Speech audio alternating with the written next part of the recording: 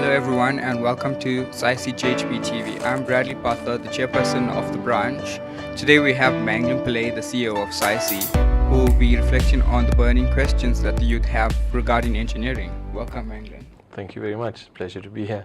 One of the first questions that we have is regarding the employment of technicians, technologists, and engineers. There seems to be a shortage within the current economic climate, and it's been noticed that many small contractors are employing people within the marketing space and within administrative qualifications. So what has been done to prevent such companies from employing people without the technical qualifications? I think the issue has really been around insufficient work, and the economy is in a state right now where there isn't sufficient rollout of projects.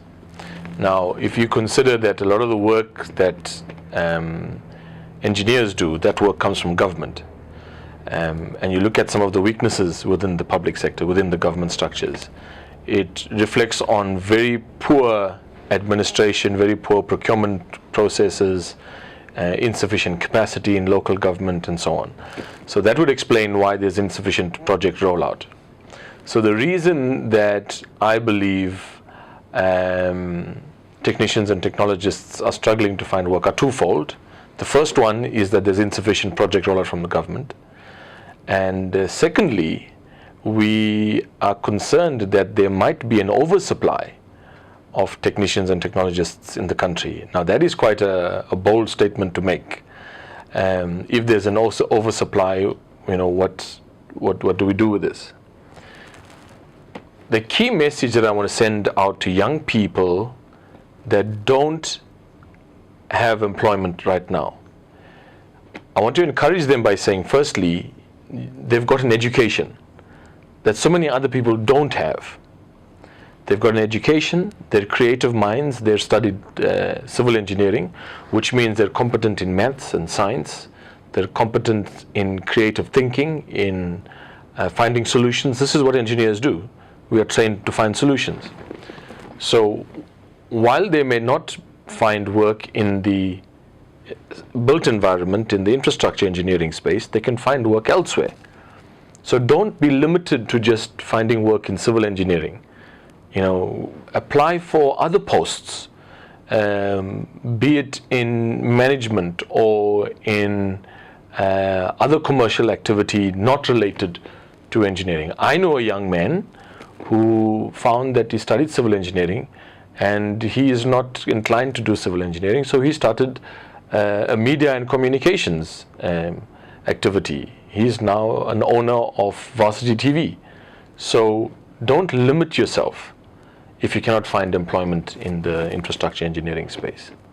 Well, on that note, the second question is, what can EXA and SAICE do to facilitate engineers and technicians finding employment within the engineering field and in other sectors, as well as within the engineering field if they've been underpaid? Okay, so there's two components to the question. The first one is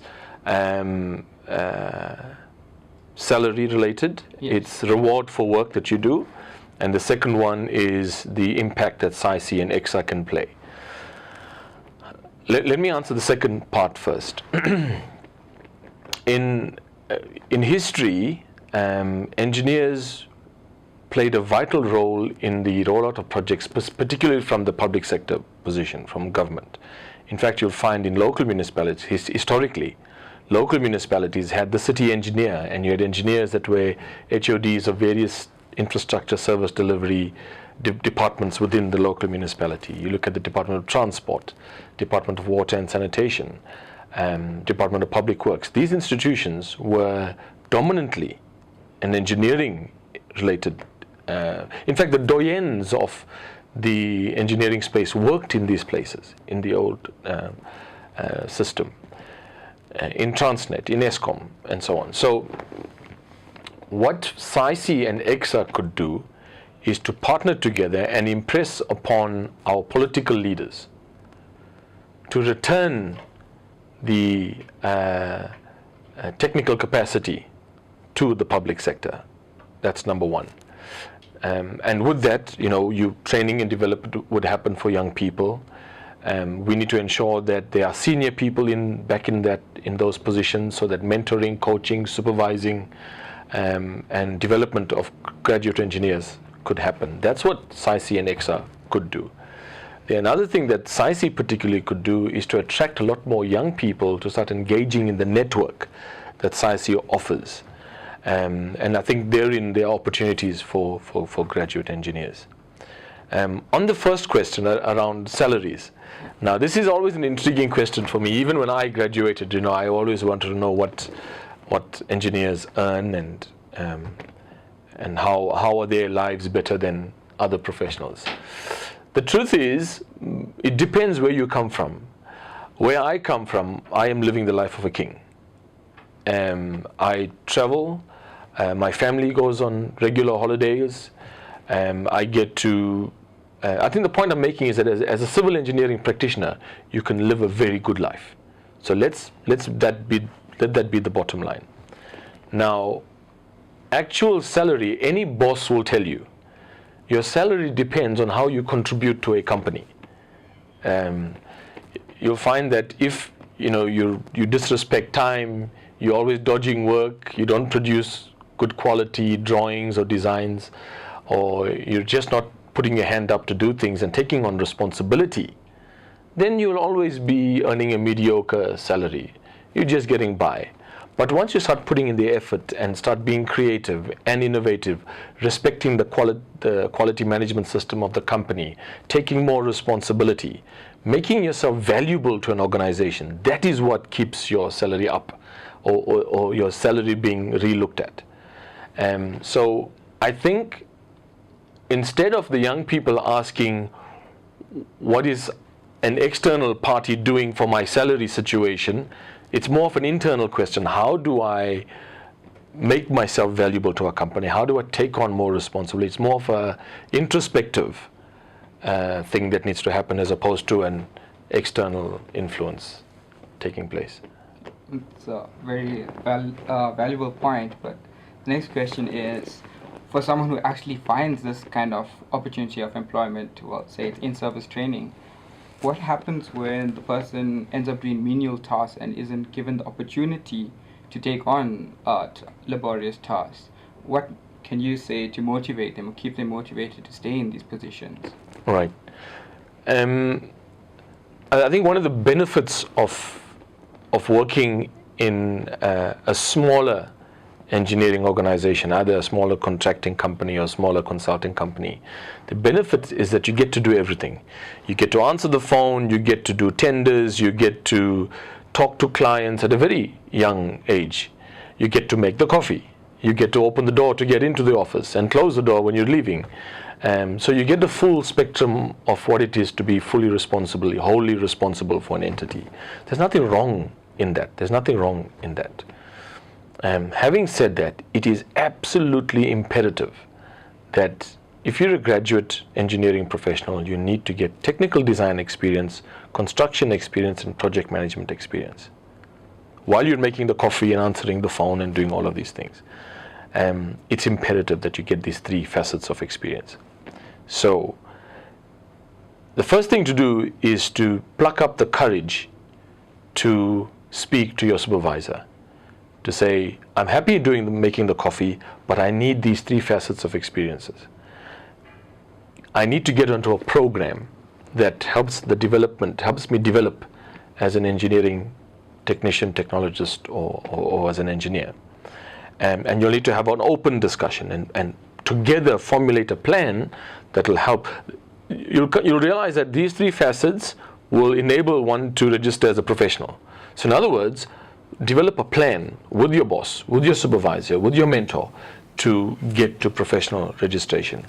Quite frankly, if your company is not able to do this for you, leave that company. Leave that company, start looking for work outside of that company. But generally I found that most people are amenable to setting up a plan and developing, and so it's I think the ultimate point is create a plan with your boss and follow that plan. Don't want to take too much more of your time, so one final question. Can you just tell us a bit more about the activities and accomplishments of SAICE within the first half of 2017? Well, there are some traditional things that SAICE does, like offering training through our education and training department. There's the bookshop that normally runs. There are successful events that we have, being PR, public relations and communications for the sector. Those are standard things that happen on a regular basis. But there are some really interesting things where these form a voice for the profession. The one thing I will highlight, we've done a couple of things, but the one thing I will highlight is EXA and the Department of Public Works currently being in litigation with SAICE and 14 other voluntary associations. This is unprecedented. It has never happened in the history of our country, where the voluntary associations are standing up for a moral issue and taking the Engineering Council and Department of Public Works to court. Why is this significant? Why is that an accomplishment? We want to position engineers and engineering as an ethical profession. We know there are shenanigans out there. We know there's difficulty and corruption and all of that.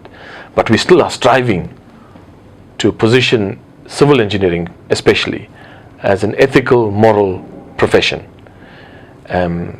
People who do technical work, who are reliable, trustworthy, must join this profession.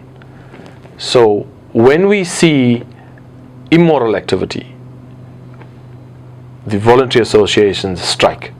And that creates the message that we want out there, that the voluntary associations, being an engineer, is an ethical thing. So that's number one. Number two, there's been a huge focus on leadership of young people, and that's very important.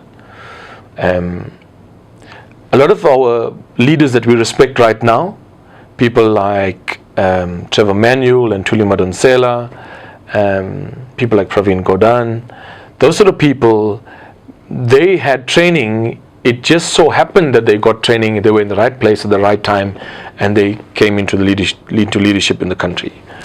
What we're doing now is to try and facilitate young people, prepare them now, so that when the time comes for leadership in the next 5, 10, 15 years, they've got the right network, they've developed the right skills, they've developed a moral center for themselves, they have an appreciation for the country.